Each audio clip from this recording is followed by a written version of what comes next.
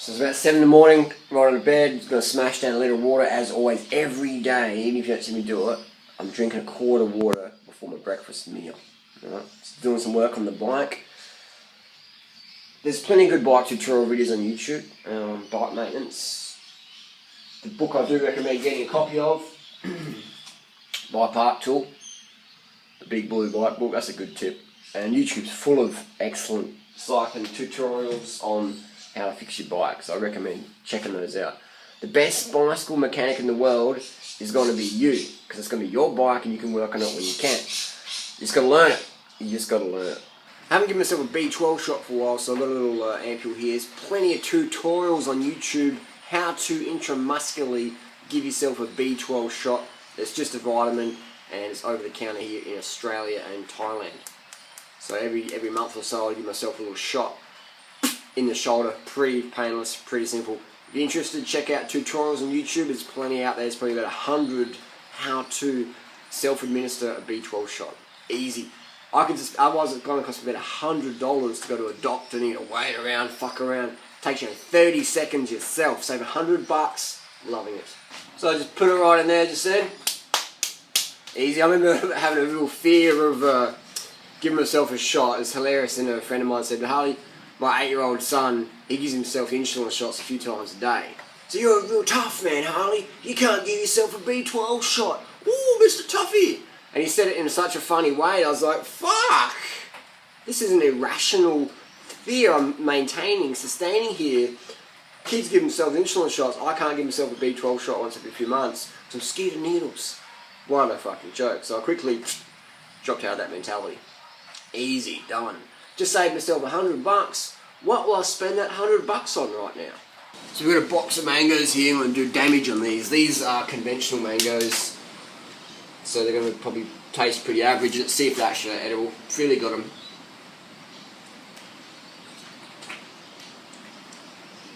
Yeah, there's a few bites here and there.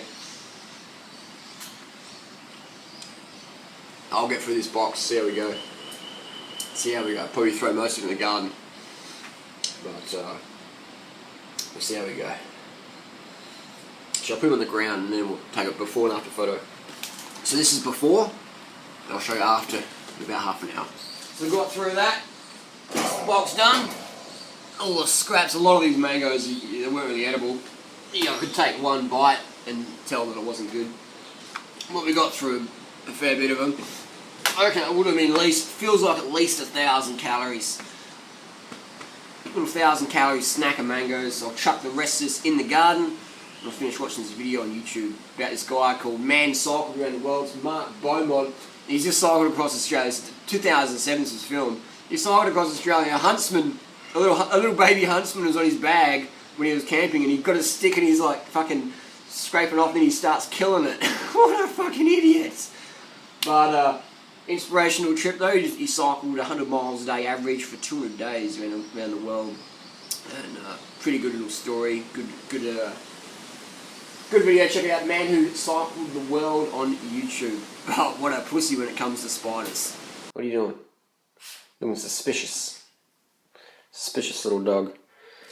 Here we have we've got 1,200 grams because the blend is 600, so 1,200 grams, 200 calories. We'll add in about 100 grams of sugar again. Organic, certified sugar. So we have 1,600 calories here.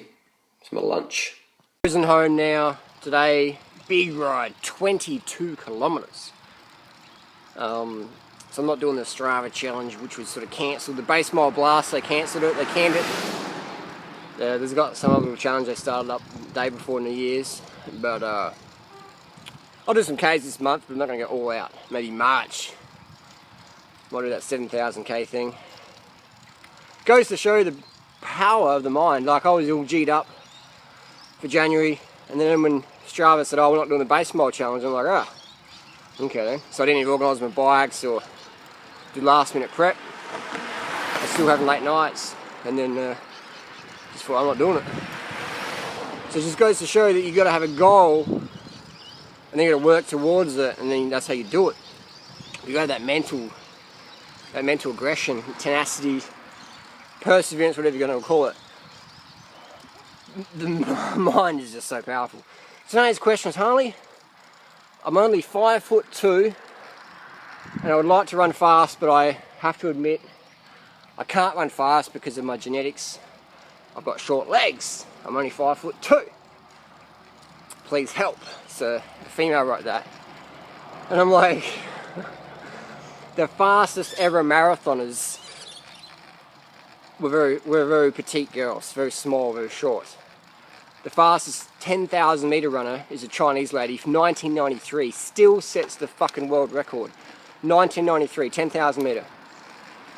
Her name's Wu Xingjiao or something like that. Look it up. Women's 10,000 meter runner. Tiny little petite Chinese lady. So if you're telling yourself that you can't run fast because you're only 5'2", that's fucking bullshit. That is bullshit. It's all about the mind.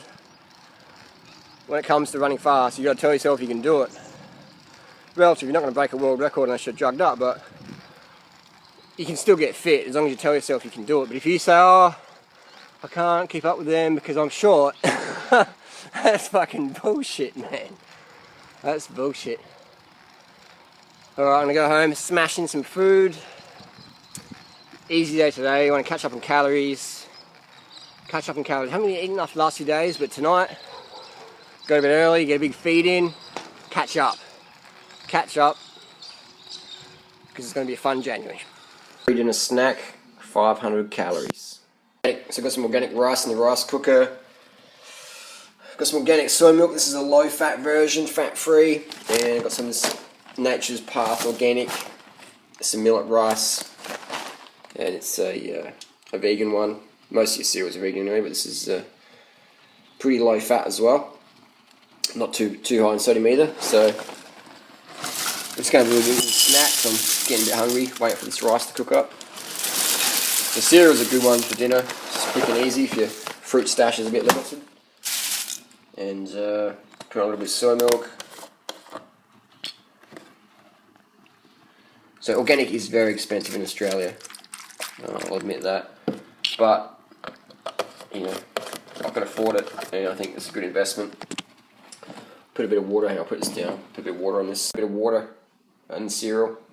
Cuts it a bit more. A bit of water with the soy milk and the cereal, the millet cereal. That's tasty there, isn't it? Low fat, organic, vegan. Now this is good energy, man. The next day you're fucking flying on this stuff.